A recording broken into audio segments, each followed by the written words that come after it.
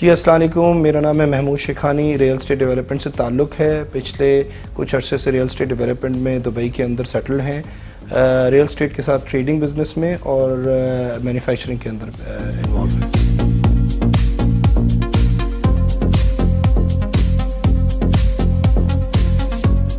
कुछ पॉइंट्स हैं जो आप दुबई में प्रॉपर्टी बाई कर रहे हो उसमें आपको ध्यान रखना पड़ता है, जिसमें सबसे इम्पॉर्टेंट बात है लोकेशन। लोकेशन के अलावा आपको दूसरी चीज़ देखनी पड़ती है कि डेवलपर कौन है, उस डेवलपर का एस्क्रो अकाउंट खुला हुआ है कि नहीं है, उसके प्रीवियस प्रोजेक्ट्स कौन से हैं और उन्होंने कोई प्रोजेक्ट्स को डिलीवर किया है कि नहीं किया।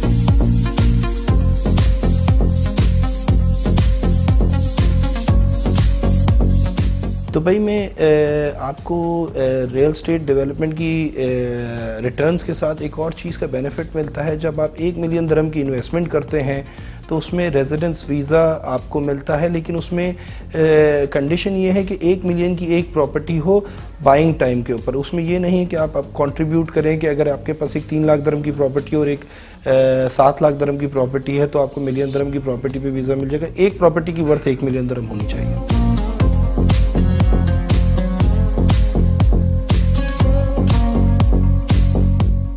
कुछ अर्से से आप लोगों ने देखा होगा कि दुबई के अंदर रेंटल इनकम में थोड़ी बेहतरी आई है।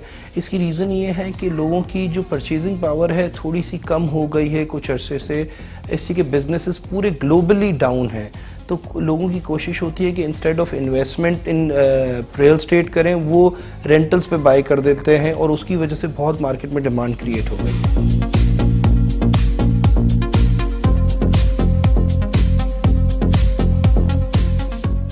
दुबई एक वो वाहिद कंट्री है जिसमें 1 विंडो ऑपरेशन है।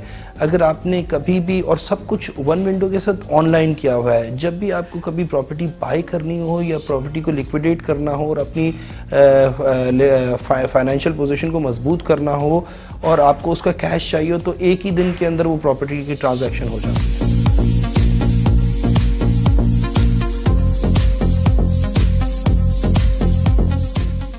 कुछ अरसे से आपने देखा होगा कि दुबई के अंदर वैट का जो है ना वो सिचुएशन क्रिएट हो रही है और 2018 जनवरी के अंदर वैट लागू किया जा रहा है, लेकिन अभी भी बहुत चीज़ें उनको सही तरीके से क्लियर नहीं किया गया कि लोगों को ये इम्पैक्ट क्या करेगा, इसका इफ़ेक्ट क्या होगा। लोगों के जो मॉर्गेजेस हैं, लोन्स लिए हुए हैं प्रॉपर्टी के ऊपर, वो किस तरीके से उसको इम्प्लीमेंट करेंगे। अभी ये चीज़ें कुछ जो है ना वाज़े नहीं है, लेकिन मैं समझता हूँ कि लास्ट क्वार्टर ऑफ 2017 ये बिल्कुल क्लियर हो जाएगा।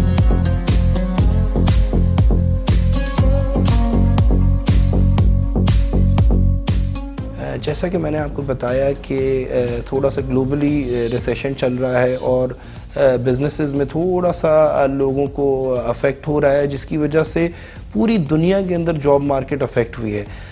जॉब्स लोगों के पास नहीं होती तो उनके पास अपनी जो रेंटल इंस्टॉलमेंट्स हैं वो देने के लिए नहीं होती, लोगों को जो मॉर्गेजेस हैं उसकी इंस्टॉलमेंट देने के लिए नहीं होती।